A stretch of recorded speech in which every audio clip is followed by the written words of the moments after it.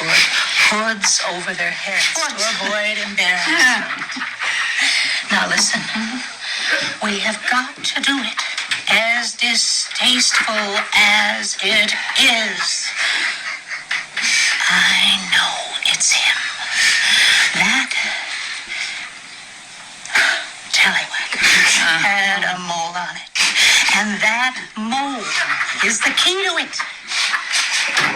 Mr. Albrecht, do you realize the difficulty of your request? Now, I would be very happy to apprehend the young man myself. But can you imagine what the Board of Education would say if you were granted a lineup in order to examine their private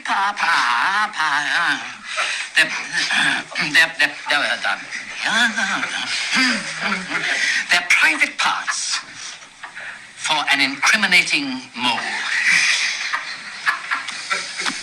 Hey, Andrew, can I ask you a question?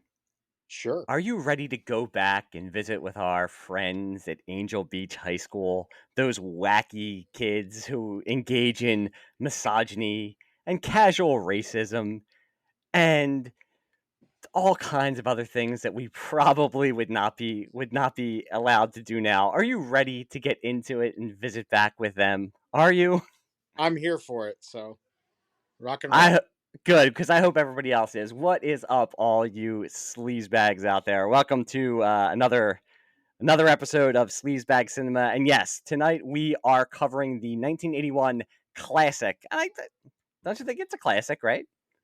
I have questions regarding its classicness for you, so yes. Okay, 1981 classic, Porky's, directed by Bob Clark. You know what else Bob Clark directed, Andrew?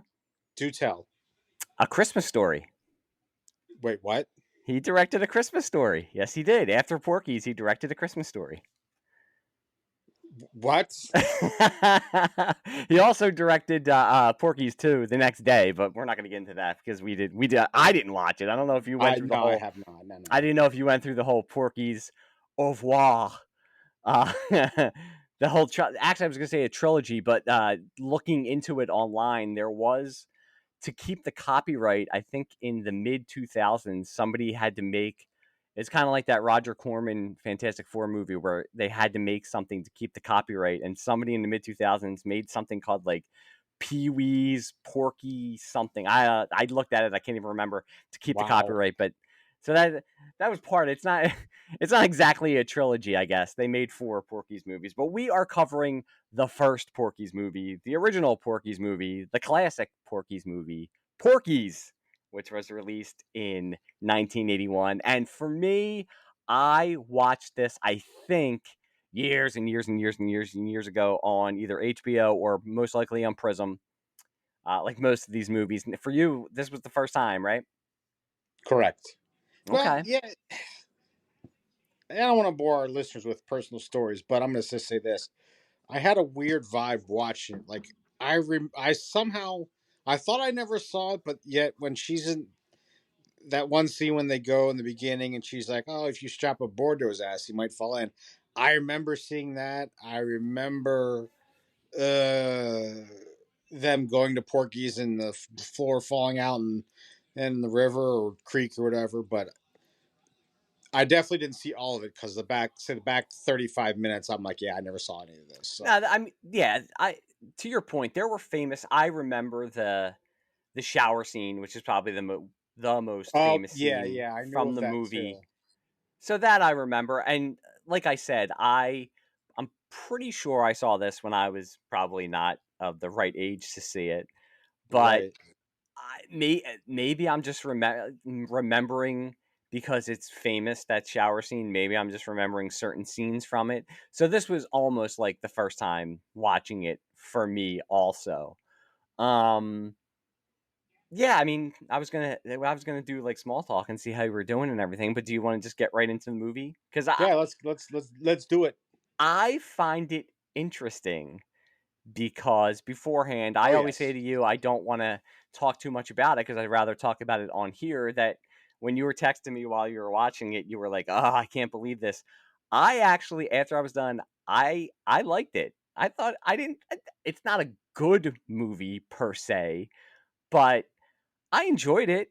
I thought it was I don't even want to say well made, but because it's not something that is high art or anything like that. But it's not. It didn't look cheap, I think, is what I'm saying. Like a lot of these, some of these movies, and not a lot that we've covered, because I think they're more of the popular big studio behind them movies. But some of these like TNA movies that came out probably in the wake of Porky's were really, really cheap productions. You could see how cheap they were just with the production values, with the level of actor they would get. I I, I actually thought it was well made. I thought it looked like the 50s because it's set in the 50s. Right. And I actually didn't mind thought I was going to be annoyed by the actors and the act, and I wasn't. I actually thought that they conveyed. It was more of, there was TNA in the movie, but that wasn't to me the Well, drive. It wasn't to me the driving. That wasn't the driving factor. I'm not trying to make it out to be more than it was. Like it was this big coming of age movie, but I think it was more. They were trying to well, do like a coming of age movie in a certain timeline, and it also just had naked girls. What are your thoughts? yeah. Um, I agree. I thought it had flow. It seemed to be. I just it seemed like a coherent movie, unlike our last adventure, Zapped. Good Oh lord. God, we don't speak of Um. we don't speak of Zapped ever again. Uh. But also found it a little bit bizarre. Like I have a the high school hijinks things with guys like going out to that house, and it was faking that would be a hooker and making them run in the way. That was kind of funny. High school, some of the stuff they were doing, but then and then there was some boobage. So I'm like, right on. But then they wrap in this don't be anti-Semitic storyline. I'm like, wait a minute. Hey, I don't want any life lessons in my TNA movie. What's going on hey, here? well, I what found you? that a very odd, and I don't use this word a lot, juxtaposition. Like, what's going on here? Like, I don't even know if I would have got that when I was a kid watching it, but like watching it as an adult, I'm like, what is this like heartfelt message or life lesson they're trying to teach me? And I'm trying to like see boobs, it just made no sense to have that all wound in there. So I thought it What was you very were? interesting on that front. You weren't there for the guy from Caddyshack, totally just destroying anti-Semitism in the 1950s. What was his character? That's the guy who in Caddyshack who goes Noonan. Noonan. That was him. He plays the Jewish kid. I can't think of his name. I'm gonna look right now on Wait, wait, wait, IMDb. wait, wait. I I love ain't, this. I I always ain't bring this paying stuff no. up, and you. Wait a minute. I ain't paying no 50 cents for no coke. Guy was this Yes, kid? he was the Wow. Jewish guy. Scott Colombi is his name. That's his real name. I'm forgetting now what his name is in Caddyshack. What was his name in Caddyshack? I forget.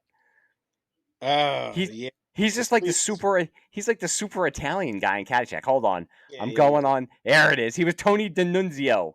Yo, Denunzio. That's right. D'Annunzio. Yeah, yeah. He plays the Jewish guy. He plays Brian Well, Schwartz. Schwartz. well, There's always Schwartzes in Bob Clark's. Maybe they like share a universe, and Schwartz from A Christmas Story is a relative of that's this right. Brian Schwartz.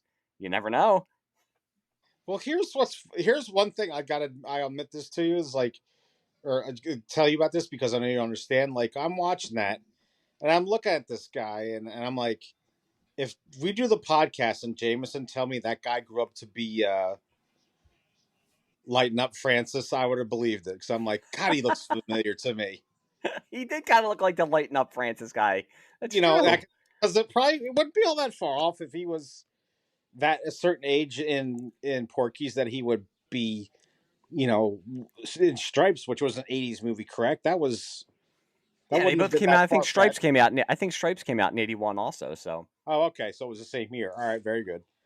well, But you anyway, also I was have like, you I were know talking this about guy from something, but you were talking about the hooker in the beginning of the movie when they bring the guys there. They think they're going to lose their virginity, and two right, of the two of the guys. It's basically a setup. They're going to set them up and right, scare them. This African American guy. They refer to him in another with another word that Yes, we within shall 12 not minutes be. into the movie. Yes, Yes. with it. Yes. But he comes out with a machete and scares the shit out of them. Do you Yeah. know who the hooker is? I told you, didn't I? Did I You tell did, you? yeah. Only because you told me. I never would have Well, guessed. I didn't know either because she has like that. She didn't have that extreme '80s hairstyle that she has later. It's Susan Clark, who was married to Bob Clark, the director. And I'm sorry, no, she wasn't married. She's married to Alex Karras, Alex Mongo, Harris. who's also in this movie. But she was the mom in Webster. So Oh that was kind of Jesus. that was kind of weird. Watch as she strode around in her her red bra and panties. Cherry Forever was the name of her Cherry Forever. character. That's right. Yes, Cherry Forever. Yeah, I get what you're saying. That I didn't expect it either. I didn't know what to expect. Watching it, so like you said, they drop the N bomb, and they make a point of saying that the guy who says it is they call him a redneck, and they kind of say, you shouldn't be using that word. Right. So Right. like you said, there is a whole subplot with the nuncio Brian Right. Schwartz, Brian um, Schwartz, solving aka solving the whole Nunzio. solving the whole anti-Semitic problem of the 1950s. But I don't know. I thought the actors, even though as always with these movies, they all look like they're in their mid-30s and they're playing high school kids. I like their chemistry. I thought the chemistry was really good. It with their ball busting and all that kind of stuff. You bought that they were all friends, that they had been friends for a while. And some of the stuff was funny. I do think it's a little interesting that the movie is called Porky's, and I think Porky is in what, like 2 or 3 scenes, and that's Right. basically it. Yeah. I mean, But it, they go to Porky's twice, really, in the kind of like not the beginning, but almost the middle of the movie, and then at the end. But that's it. yeah, that really wasn't. Well, yes, guess it was the central theme in the movie, but it was to your. I do want to just stop there on your comment that looked like they're in their 30s. Yeah, no kidding. And I loved how that the kid who's supposed to be a redneck has an accent in the very first couple sentences he says, and then completely loses his redneck hillbilly accent the rest of the movie and talks like a straight white boy. I love how he looks like a California surfer guy with short hair, but he's supposed to be a hillbilly. You think they'd like try to make him look the part if he can't speak the part. I thought that was pretty. That was kind of comical. Like, this guy's supposed to be a redneck. What are we talking about here?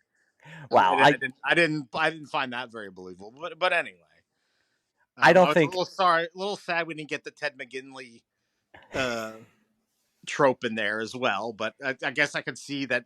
There really wasn't, the kind of movie where we have a Ted McGinley character, unlike some of our previous reviews. So, yeah, uh, they kind of went with the I mean, almost like the slobs versus snobs. Not exactly. It was them versus Porky and the people in Porky's. So they didn't really have room for like a stuck-up kind of Ted McGinley preppy kind right, of guy. right, yeah. Yeah. I guess No, it was was it? Sun Beach High or something? What was it? Angel Beach. Angel Beach. Excuse. I guess that was just supposed to be like vulgarly wealthy because I'm looking at these cars these I kids know drive all the around. I'm cars. like, Yeah. Jesus, good lord. See, there was something for you to get into for this movie. You must have been like going crazy. You're a gearhead. Yeah, I'm like, wow, these are some sweet ass cars for high school kids, but are that maybe they really are 35 and they're just late bloomers with the education. I don't know. Back in the 50s, you went to high school until you were Yeah, 32, you and were then 35, right? yeah, 10 years, yeah. right? 10 years of 12th grade, but And you um know that it was originally given an X, and I think what? they took out some Kim Cattrall scenes. So yes, Kim Cattrall, this is one of her Uh, earliest films. They took out some, or they cut some of the Kim Cattrall sex scene to okay. get it down to an R. And see, I found those scenes funny with the two coaches, where the coach says that they call her Lassie, Right, right. and the younger coach keeps asking why, Why? and and the older coach just keeps egging him on until he goes and finds out why.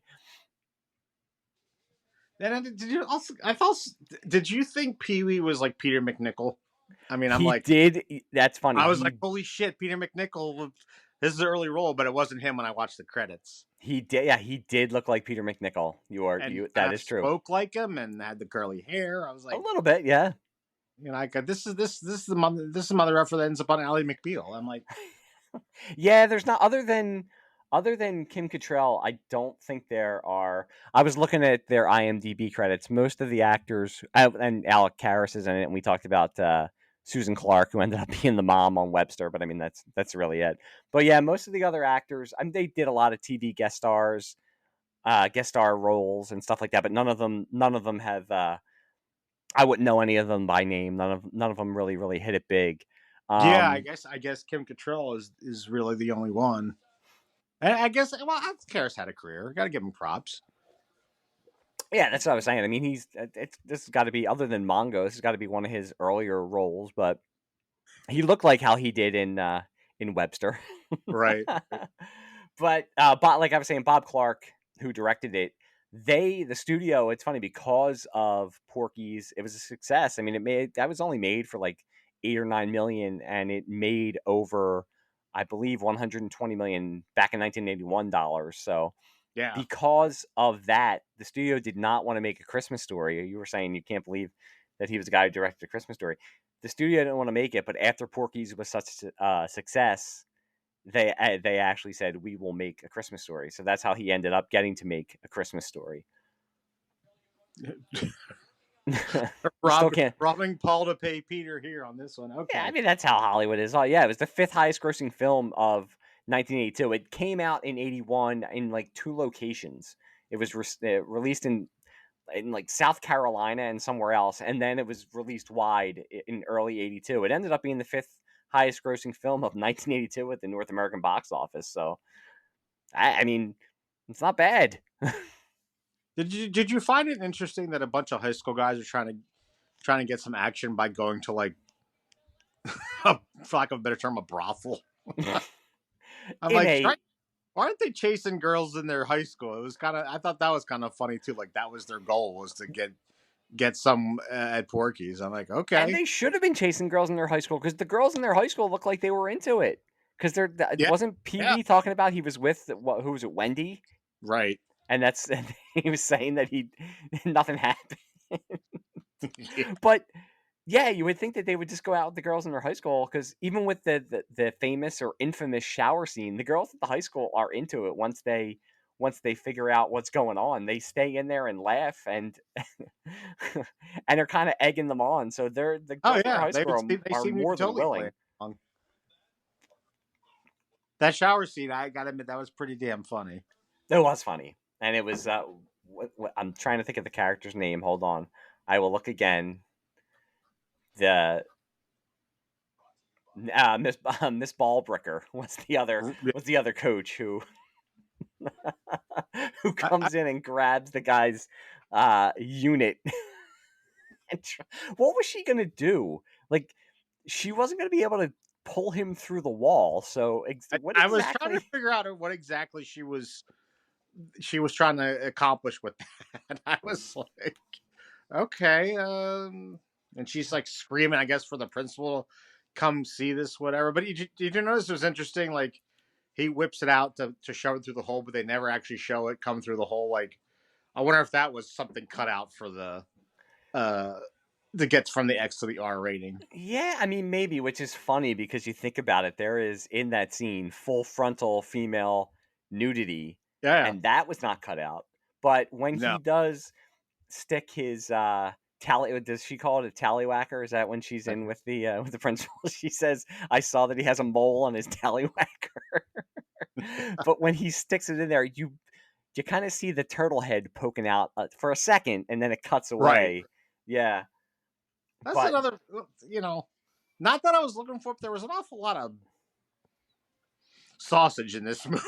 Yeah, I mean, it's true. There is a lot of naked man in this movie. Not that there is anything wrong with that. So it's equal, but of course, like we said, a lot of it is cutting away before you really see anything with the guys. Whereas with the women in this movie, it is, especially in that shower scene, it's full frontal. Yeah, and it's everything. It's kind of like the Carrie shower scene, the movie Carrie, but right. a lot less disturbing. When they're in that house in the beginning, when they're getting the prank played on them, it's pretty obvious those guys are buck ass naked. There's no like, uh, flesh colored patch over their gazolies. I Well, mean, like, you know what? there's enough camera action. You see this stuff flapping in the breeze. I'm like, this is a very odd movie. I honestly want to talk about that, and I want to ask you a question and I will answer it as well. If that was you in that situation with friends, with like really good friends from high school, and they said, "Okay, we're gonna go to this place, and we're all gonna get laid." And in the movie, Pee Wee just whips off his underwear, and he's like, "Hey, I'm ready," and they look and they're laughing. I Maybe it's because I had gym class, but it was the last class of the day when I had gym, so I never had to get changed.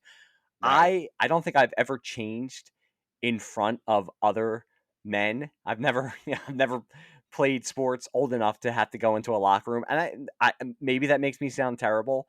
I think now I wouldn't have as much of a problem, but if I was in high school, I don't know if I would just with the wanton abandon as these guys have that you mentioned, where there is a lot of meat that is flapping around in the wind. Would you, if you were in that situation where you were at that house, would you just I'm be not. like You pull? have to finish. The answer is no. And they're all sitting there waiting their turn, and they're basically naked. They're basically all naked. Yeah, I don't think when I was in high school that I would have been comfortable, and I don't know what that says about me I at all. Like I said, now if I had to go into a gym or if I'm the Y, I mean, it's just we're all adults. It's like whatever. But as a teenager, I don't think I would have been just whipping my underwear off. no. And if I can't believe they all were gonna like collectively go and line up in a row in a row In a row? to get it with some hook. I mean, you could get a girl from the high school. This was very bizarre. Some of this movie to me, and yet people loved it. I mean, it did have some great moments, like the Michael Hunt thing. That was hysterical. I could see where the Simpsons got that joke from. Yeah, yeah. But yeah, it seems like a lot of these movies, or some of these movies that we've talked about. Well, I'm not. I believe me, I'm not placing this on the same level as Blazing Saddles. But when we talked about that, when I said that it's a lot of little vignettes stitched into a movie, Sure. that's basically what this is too. It seems like it's just a lot of different. Hey, okay, we're gonna have one where they go and they try to get laid with this hooker out in the Everglades, and hey, we're gonna have a scene where somebody calls up and asks for Mike Hunt. So it seems like it was just a lot of little vignettes, like I said, that they stitched in, and I guess they used that the whole Porky's, we're going to get revenge on Porky for dumping us Right. into the swamp, a- as like a through line for the movie. Oh, by the way, I looked on Wikipedia, and in 2009, to keep the copyright, it was Porky's Pimpin' Pee Wee was the name of the kind of fourth Porky's movie. It's funny because on when you look on Wikipedia, it says Porky's received generally positive reviews at the time of its release, but reviews have become more mixed and negative over the time. Gee, I wonder why. Yeah. But yeah, I even no, go ahead. I'm sorry. just sitting here reflecting with you again at what I watched last night. It's something we touched on though before. I mean, your opinion on this, and I think I might have said this in a previous podcast. Uh, is this the the grandfather of all the '80s jiggle movies? Like this is kind of started it all. I think so. I mean, we were talking about what I mean, movies this is. we. I mean, because as like when anything becomes a big hit, then like there's a lot of discount versions of it coming later to try to Mhm. tap onto it. Like uh, Star Wars came out, and then there's a lot of hacky sci-fi movies because it was successful. When Mad Max and Road Warrior, two of my favorites, had some big success. Then all of a sudden, having a post-apocalyptic, universe was huge, and so there was a lot of real bad ones that came after it, and so forth. And Jaws was huge. So there was a lot of bad. I mean, I know Sharknado was more recent times, but I remember a lot of bad uh, horror movies about something deadly shortly after Jaws was a hit. So I Orca. think I well actually Orca wasn't bad, but there was definitely some real B and C movies. So, and I think this one spawned a lot of the, you know, 80s type jiggy movies, as we call them. So, I I think think this it was the grand. I think this is one that started all. It's the grandfather. I think it did. I mean, you disagreed with me, and I understand why with Animal House. And Animal House is totally different, and it's a classic. After that, I mean, like I said, we were talking about what movies are we gonna do, and we were talking about something like Gas Pump Girls, which came out before this, but that's that's not well known at all. I think with the success of Porky's, I agree with you. And I think it ties back into what I was saying, where I have to give like the caveat that this isn't like this high big budget movie that should have been nominated for like cinematography and all kinds of stuff. But it's this movie, Porky's, is competently made. I was impressed because it looks like the 1950s. Um, and it doesn't look cheap. I think after the success of it was still a really low budget movie. So I think after the success of this, studios saw that you could make these types of movies and have success with it and not put that much money into it. So where you would get some of the ones like that we've covered, like Bachelor Party, which obviously doesn't look like a cheap movie, or even Revenge of the Nerds, you got Mm-mm. other cheaper looking crappy TNA movies that probably did okay in the theaters, but then went into rotation on HBO and cable channels like Prism, and went to VHS, and people rented them and made their money back that way. So yeah, in that respect, I do think that Porky's was the movie that really started the 80s TNA. The 80s of young men trying to score and using that as the background of some horrible or ridiculous storyline, and then, oh, by the way, we can get naked chicks in it after that. I wouldn't put something like Animal House, because that kind of wasn't really the premise, is a bunch of young guys trying to get laid. There was more of a different vibe to that movie. Yep, yep. But certainly, after Porky's, I just remember, and again, this is going back, I think we've talked about this, like when you're, very young teenager, and all of a sudden there's something called a video store down the street you can go in, and the boxes these things came in were like miniature posters, and every one of them was pretty much seemed to be a hot chick in a bikini or a mini skirt or whatever. So, Mm-hmm. I think Zap, it probably spawned crap like Zap. So, yeah, Oh god. but there's dozens of other ones, but They should be punished just for that. yeah. Um, so what did you think of the Well, of let the? me. I did want to ask you this. I wrote, actually, believe it or not, I actually took notes. So, like, Look at do you, you, good yeah, job.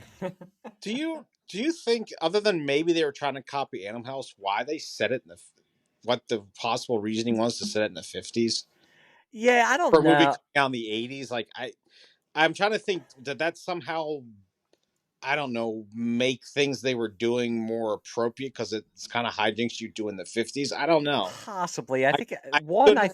couldn't really put anything. It was something I observed, but I didn't have a theory. I don't. Well, I know because Bob Clark, who directed it, also co-wrote it, and he said it was based on him and his friends in college in the late 50s and early 60s. So maybe he wanted to Okay, set it that way just because that's when he was remembering it from. The When you look online, the movie's supposed to be set in 1954. correct. And maybe it's also because the 50s were supposed to be this time. It's like apple pie, and everything was straight laced and buttoned up, and everything was great. And it's always interesting to see like these horny kids against that backdrop. I mean, look at like Grease is set in the 50s. Right. I know it's not the True. same, but you know what I mean? Like everybody always, that myth of the 50s is always that was the greatest generation coming back from World War II, and everything was so straight laced back then, like I said, and it always kind of, you're kind of spitting in the eye of that totally when you're doing a movie like this. So maybe because, like, again, it's a low budget movie, so yeah, why would you want to have to uh, kind of put yourself in a corner where you have to have the time appropriate cars, and I mean, they didn't really have the hairdos or anything like that, but the clothes. So yeah, that is actually a good question. I don't think it's there. They was never really answered why they did it, and maybe, like I said, back for the first thing, just that. I think you hit on something now that you're talking about. I kind of align with your theory or your reasoning or thinking is, that would have made sense for the hijinks and the things they were doing to be in the 50s. Like, whereas the movie came out in 81, so can you set it in the 60s or 70s when everybody was a hippie? It probably Exactly. wouldn't make sense that hippies would be like trying to score at a whorehouse or try looking at chicks in showers and whatnot. That just wasn't a hippie thing to do. And even the 70s, I mean, the 70s were even more Yeah, exactly. promiscuous. So what's for 1981, and we'll get to it when we do the ZMED-O-METER, but for 1981, nobody's gonna nobody's gonna care about this kind of stuff. This was just another day in the park. I mean, I'm just gonna go and go and look at girls in the shower. What? It's the 70s. Who cares? Right. But yeah, I do think that was my first thought, that it was just that it was supposed to be such an innocent time. So you just have the juxtaposition of these horny teenagers. So did anything in particular you bump into? I think I mentioned something earlier. Like I bumped into the fact that that guy was supposed to be a redneck and he looked like a California surfer boy and lost his redneck accent after his first three sentences. So is there anything else? Is there anything like along those lines that kind of like, on this movie or grabbed your attention? No, I think, and one of the reasons I liked it, I will just say, when I started the first like 5 to 10 minutes, I thought it was going to be, oh, it's going to be these nerdy kids, Yeah, and they weren't really nerd. That was another. no, and that's what I was gonna say. It totally went against my expectations. I thought it was gonna be these nerdy kids, and the character of Meat, when they introduced him, I'm like, okay, this is gonna be like they're going against this character Right. because he's more of the jock, and It was then Ken Wall. He was Ken Wall before there was Ken Wall. it's funny you say that because he was in Wise Guy. It's funny Right? you say Why? that. He was in what? Yeah, he guest starred in Wise Guy. If you want to hold on, I can look right now and tell you his name. Let me see. It's So just what you. we'll do the Wendy Joe Sperber Memorial I Corner, was because so waiting for Wendy Joe to pop up in this movie. there are a lot of Wendy Joe Sperber Memorial candidates in this one, but he is one of them. He is no longer with us. His name is Tony I think it's Ganois, Ganios. I'm saying it wrong because it's probably an Italian name, but yeah, he guest starred a couple times in Wise Guy, so that's funny but he did have that Ken Wall type of look. Do you, by any chance, do you see what year he was born? I can tell you. Hold on for 1 second. Let's see here. 'Cause I'm just curious. I'm dying to see how old he was. 1950, 1959. So he was. 1959 to He he was died. 23. He died this year, so He was 22 years old when he made that movie. It's not that that's far not off. that bad compared to some of the other ones. Tony D'Annunzio, I believe was around 29 when he did it. Scott Colombi, which is funny. He doesn't have an Italian name. He looks Italian, but he's born in 52.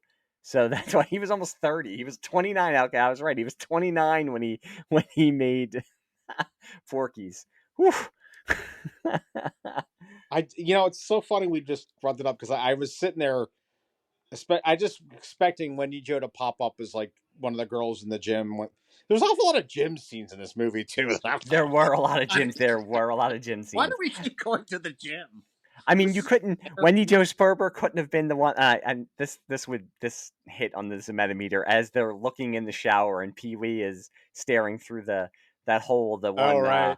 larger young Right. woman is in front of him, No, and no, no. I just could see like all those scenes where they're playing basketball, where the girls are doing twirling batons and all that stuff, and I kept waiting for a cameo or one of her first roles of Wendy Joe running by in like pigtails and her signature glasses or something, and then we never got it. But I was like, all Wendy right. Joe is in.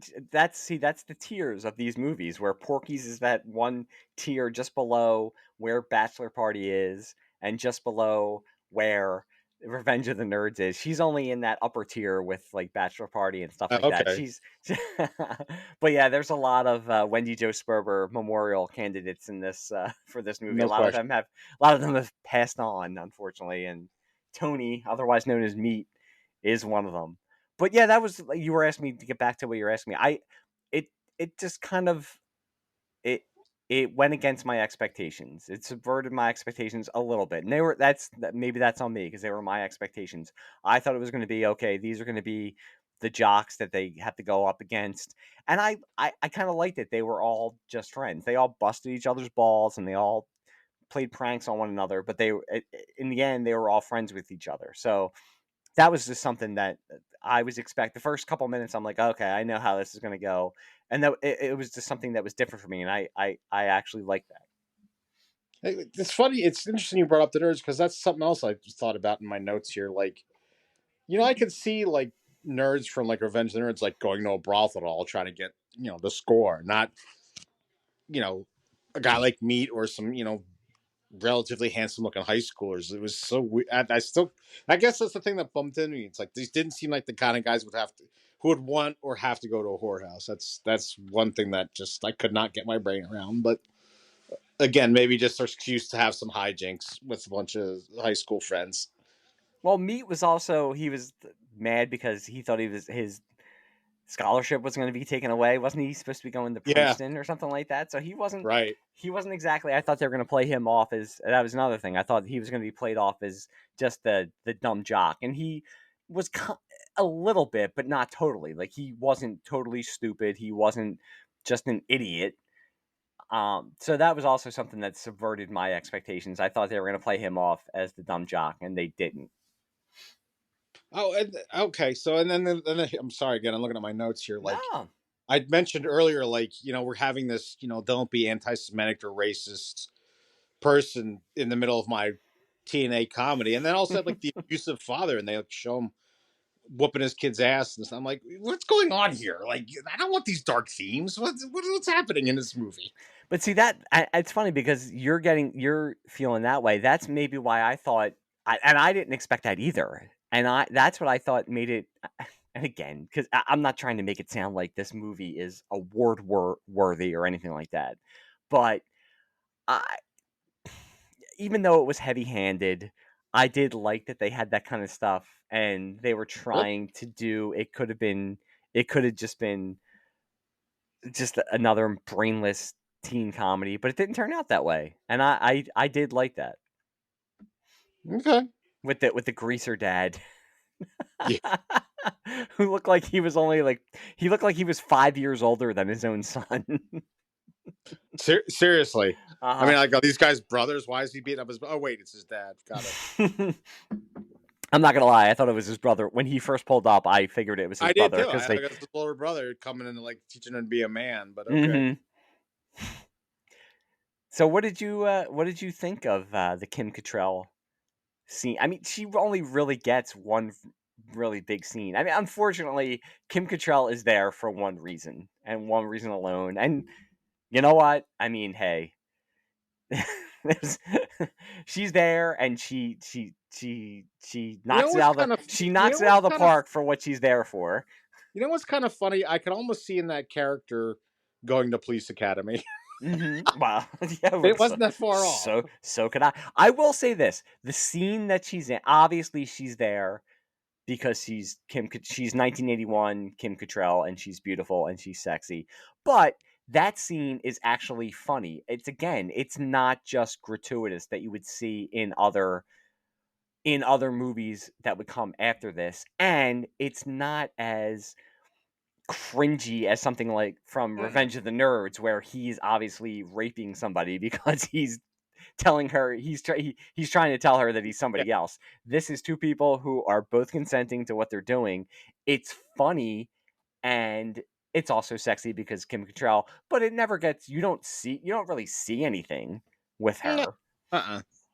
You see more So, of her in Sex in the City for sure. yeah. Yeah, definitely. So I actually think that was I thought that was one of the funnier scenes. The whole setup with them being up there and everybody hearing it, and the coach just that And coach, the one. again, going back to everyone in the gym. That's what's going on. And what's he say when he comes? Oh, I had a case of the. He had a. He's. I'm sorry, I'm late. I had a case of the runs. And okay, so advancing to a little bit towards the end, like Well, we never. It's not like we sit here and go through the whole movie. So go wherever you want. We're all good. Well, another funny thing, I'm like, okay, they go to these knuckleheads go to get revenge on Porky, and all of a sudden they're like structural engineers and knowing where to cut, and then somebody know how to wire dynamite and everything. I'm just, Yeah, I mean that's how it always is. I mean, I guess we should get into when they actually go to Porky's the first time. So it's supposed to be a brothel that's in the Everglades of Florida. They're gonna go and get laid, and I do like that there was just random midgets on stage with the strippers that were yeah, up there. wasn't that weird? And then like that one guy was like manning the submachine gun or whatever. Oh, Hmm. what a weird ass place that was. But and then the the rednecks that or hillbillies that were like the heavies in the place were hysterical looking too. Well, you know what? I'm going to go back to how you said that, okay, they become all of a sudden structural engineers at the end. Do you know that there was a Porky's video game released for Atari after this Oh, movie? oh, good God, you're kidding me. No, I am not. I can't believe that there was not a cartoon made, like how there was a Police Academy cartoon. They should have just made a Porky's cartoon after this movie. But yes, there was a Porky's Atari 2600 video game made, and it was the goal of it was you are Pee-wee when you play, and you have to Oh my God. collect items to blow up Porky's at the that's how you win the game basically. So yes, there was a Porky's Atari game made. I so wish that there was a Porky's cartoon made. They could have made a Porky's cartoon out of this. I mean, you could have just had like they go up against like Porky is the bad guy, and that's Well, who they go up against. I'm gonna get really nerdy here, but I wonder. I have to.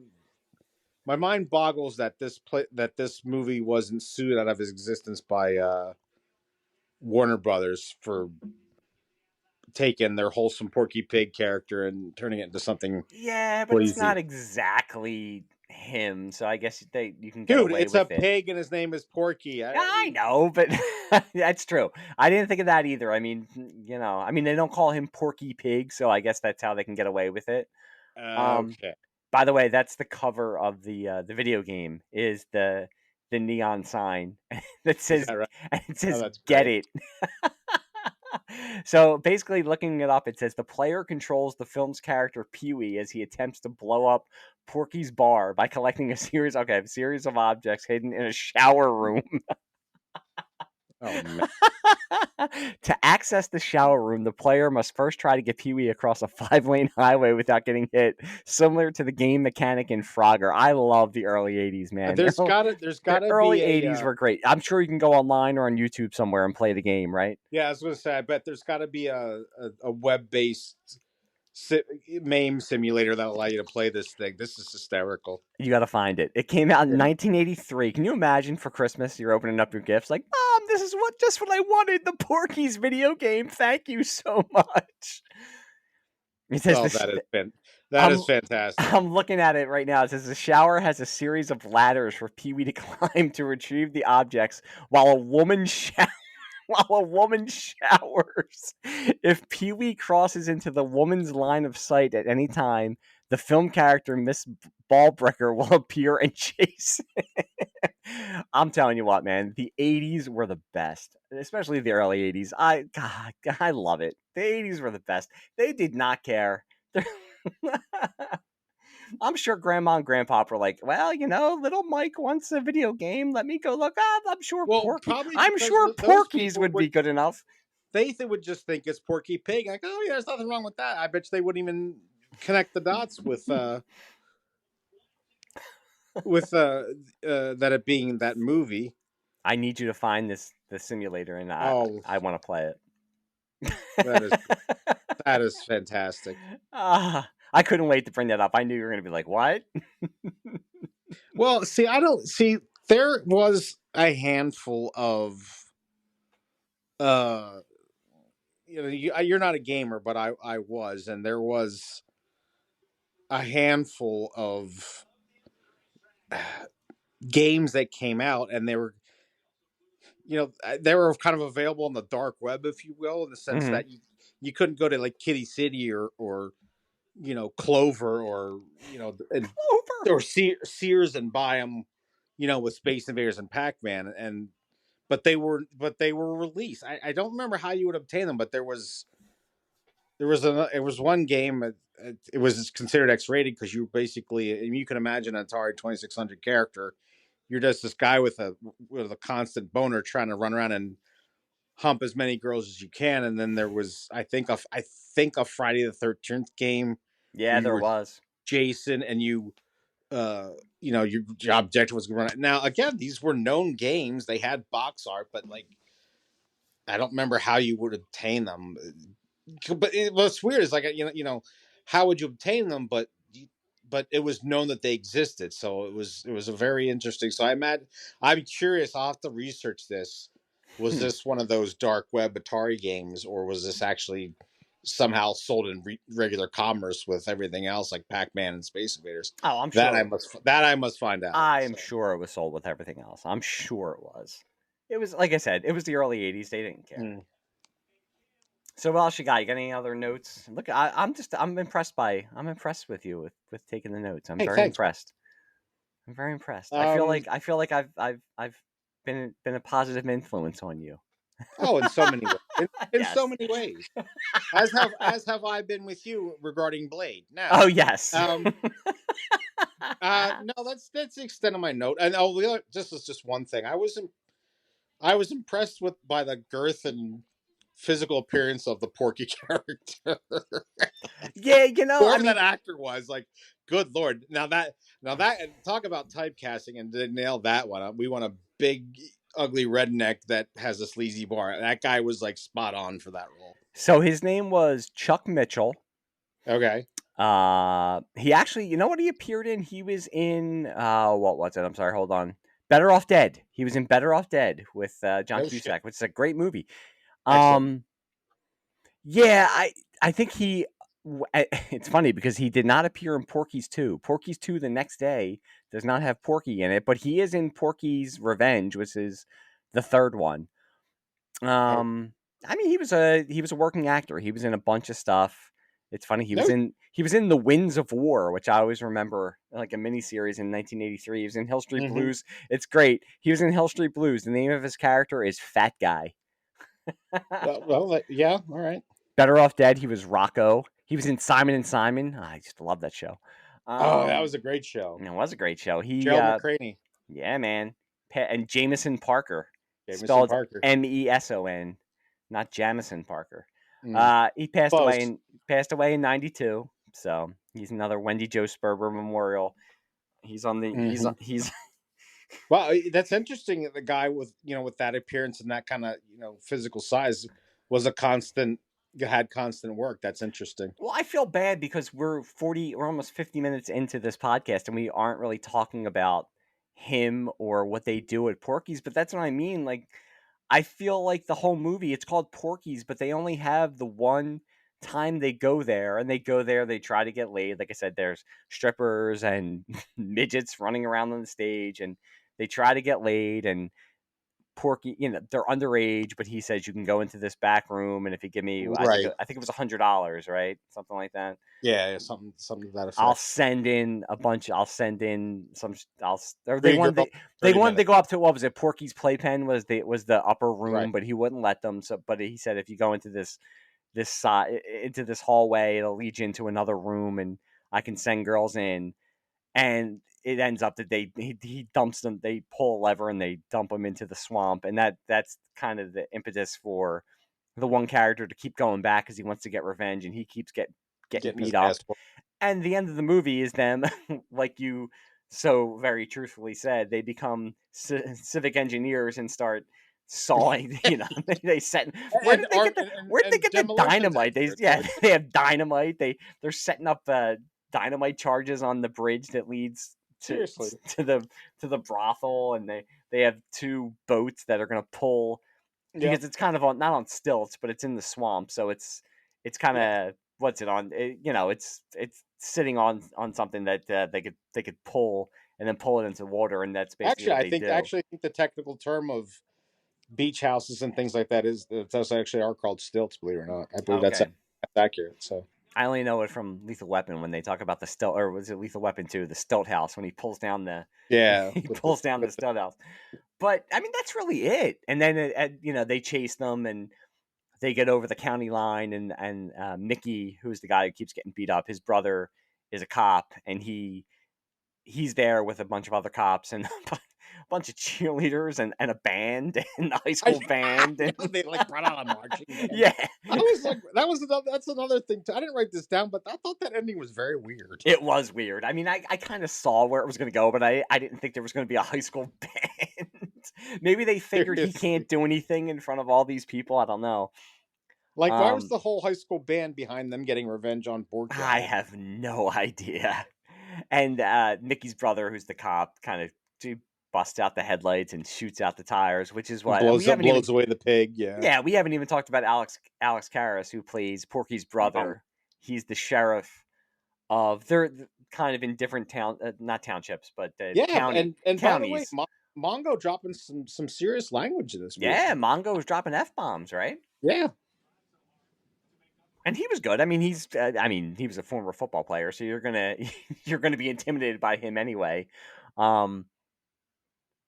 But yeah, it was weird. It was just weird. It's called Porky's, but in all honesty, the whole situations with Porky are kind of left on the back burner until the very end. It's more. This is true. Yeah, it's more of the kids just trying to, they're all 1950s teenagers who are sex obsessed, and who can blame them because they're living in the 1950s, for God's sakes. I mean, jeez, what a terrible time to live. But it's funny.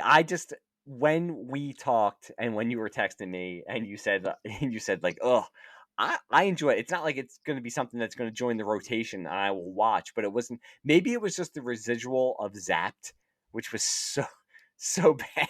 I'm all on board. This was as bizarre as I felt it was with going having anti-Semitism and an abusive alcoholic father. I don't know if he's alcoholic, but abusive father mixed in with the TNA comedy. That really spun me out. But you know, in terms of a movie, I thought it was pretty well acted. It had flow. Uh, you know, it's a proper movie. Yeah. Unlike Zapped. I mean, which is hot garbage. But this actually was a Hollywood movie, for lack of a better term. Well, it's funny. Before we do the ZMED-O-METER, in 2002, Howard Stern acquired the rights to remake the movie. And obviously, I mean, this was 22 years ago. It hasn't happened. It ran into legal trouble in 2011. There was production companies were claiming to own the rights and stuff, so it kind of got mired and all that kind of stuff. But so there's legal wrangling over the Porky's movie. Okay. Yeah. But to hear that he was going to remake it, I don't think that a remake. Well, I think we're getting this metameter here. Well, I was going to say maybe in 2002 after American Pie, which might be one of the last franchises that kind of could do this kind of comedy, like the teen sex comedy. Maybe they were like, we can remake Porky's because American Pie is such a big thing. But now, like I said, that was 2002, so 22 years ago. I can't see. I mean, do you want to get into the ZMED-O-METER? Absolutely, let's do it. Okay, for me, back then, on the ZMED-O-METER, I think it would be maybe a 2.5 out of 5 because of maybe the full frontal. But other than that, I mean, you see boobage, but that's really it. And you see the full frontal, but there's not anything going on. They're looking at them now. I would say it's a 5 out of 5 on the ZMED-O-METER because I don't think in a teen comedy. In this day and age, this movie's completely, the ZMED-O-METER is exploding. Yeah, I don't think there's no way you would get just supposedly teenage girls walking around full frontal and I just So that's what I was going with the 2002 with the Howard Stern thing. I don't think this movie could be. Maybe in 2002 you could have remade it. I think it would have been a watered down version and it wouldn't have been as funny.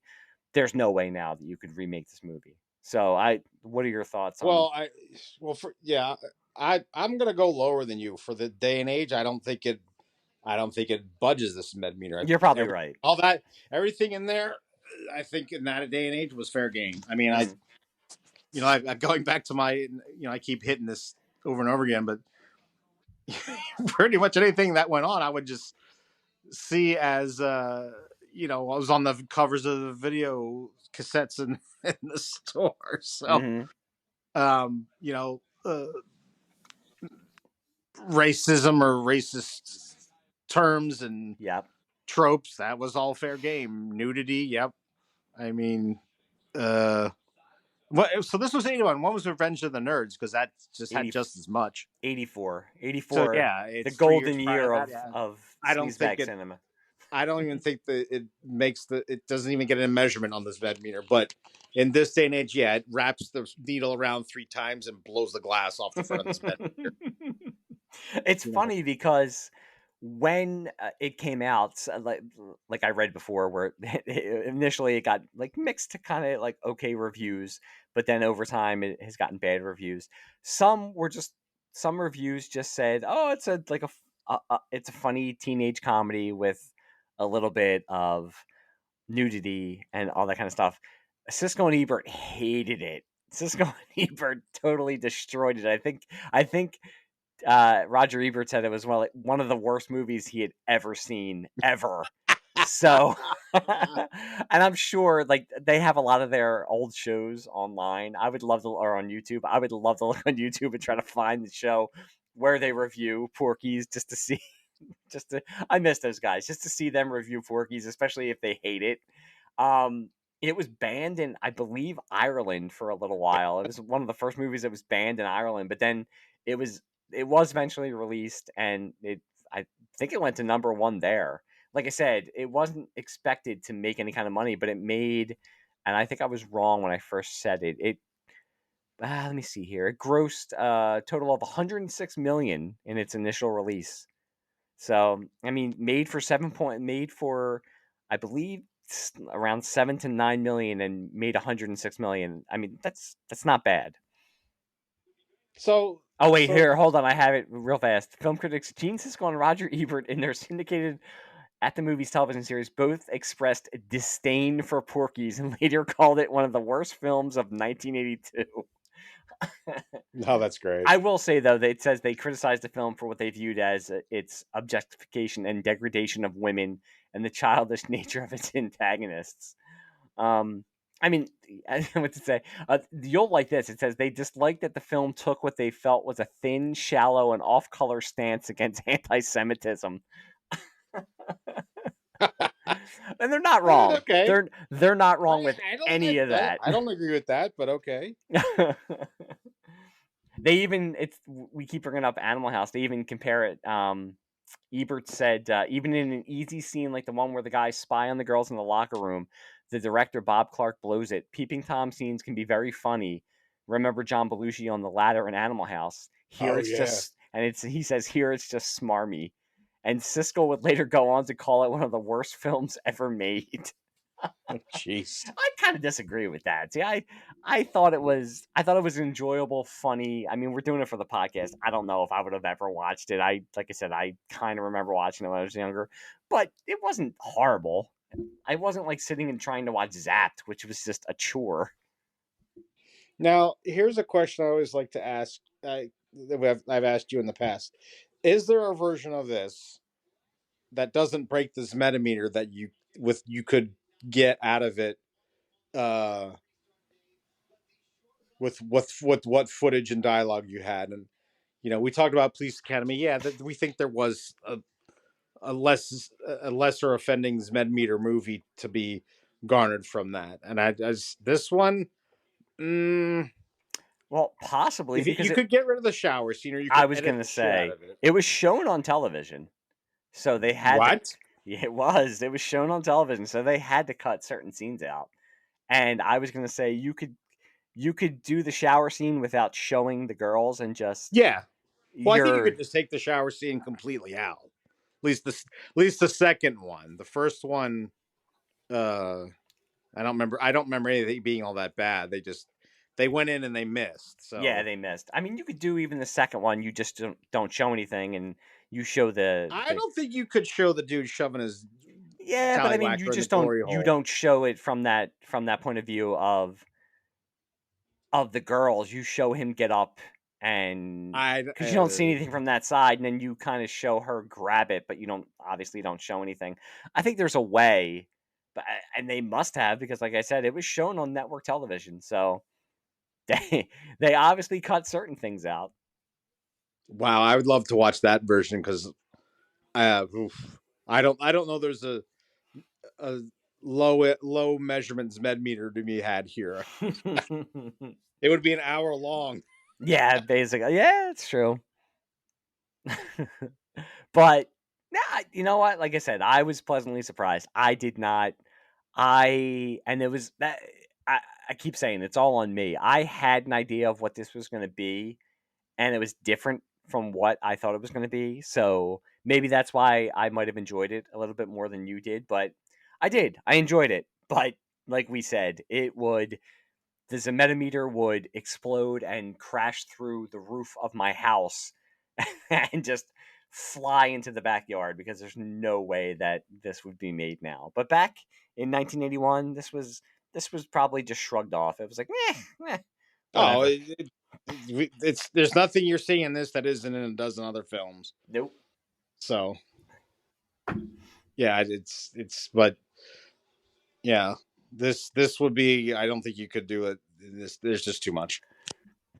So, is there anything else that you want to say about Porky's? Are you happy that we at least watched it and got to Oh experience? no, I was curious because I remember it being as popular as it was Mm-hmm. when I was a kid, and I was just like, well, I got to see what the brouhaha was about. I'm like, okay, Especially since I could see it being a very appealing movie to an 11 or 12-year-old, and your brains back then, the abusive father and the message about anti-Semitism.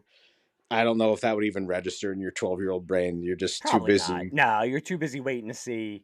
What did they call it? I can't even remember when they saw the full frontal. They said something where it was very furry or something like that. I can't remember Yeah. what the exact quote was. That's all you were waiting for back then. You didn't care about the other stuff. Mm-mm. You were like, I don't care about the nunzio getting beat up. Whatever. He's Italian. He's not Jewish. Right. So there you go, everybody. That is Porky's. For our next episode, and I don't think Andrew's ever seen this one either. The next episode, I have not. we're jumping right into the mid-90s. What an awesome time, the mid-90s, where Bill Clinton was president. There was peace in our time. The economy was rocking. The internet was new, and Showgirls was being released upon the public. Yes, for our next episode, we are doing Showgirls, and I can't wait to hear I'm dying to see this because I know it's so universally panned. I can't wait to see this. Well, it was universally panned back then. Now, after all these years, it has somehow gained a reputation as a cult classic and Yeah. a camp Yeah. classic. So I'm not gonna lie, I haven't watched this movie in over 20 years. So it'll be interesting for me to watch it and see how I feel about it. But I can't wait to hear what you feel about it after you watch this movie. So I don't want to. We won't get into it, but I'm just curious. Was it a financial success or was it a bomb? No, I believe it bombed out. It was rated NC-17. It got an NC-17. Was it really? Okay. Oh yeah. I'll check it when we when I watch the movie and start doing research, but I don't think it was a blockbuster. I'm pretty sure it bombed out because it ruined, and I can't think of her, Elizabeth Berkley's career. I mean, that was supposed to be her big shot, was making this movie, and it totally destroyed her career. Now, some people, Gina Gershon was in it, she survived. Kyle MacLachlan's in it, he survived. There's a bunch of there's other people who are in it who are names that you'll know. Wow, what's going on? Wow. Kyle MacLachlan? Kyle MacLachlan. Well, I can't wait till you see the pool. I can't wait to see this movie. I can't wait till you see the pool scene with Kyle MacLachlan. I think we're gonna have a blast with that one then. We are gonna really have a blast with that one. Like I said, it's been so long since I've seen it, so I can't wait to hear what you think. But so anybody who, if they want to give us their thoughts on Porky's or give us your thoughts on Showgirls before we watch it, we are on Gmail. You can get in touch with us at sleazy1@gmail.com. I'll spell it for you. It's sleaze1@gmail.com. We're also on we are also on the health site that is Twitter at Sleazebag Cinema. So hit us up there and just let us know what you think about Porky's. Let us know what you think about Showgirls, which is our next episode. And let us know what you think about the podcast. Look for us on Apple Podcasts. Give us a 5-star review. Please, that would help us. And Andrew, you got anything else? No, I do not. As always, I enjoyed doing it, and I hope the listeners enjoyed it as well. Yep. And I like I said, I cannot wait to see your reaction to Showgirl. So that's going to be an interesting episode next time. But until then, thank you everybody, and we will talk to you soon. Bye. Bye.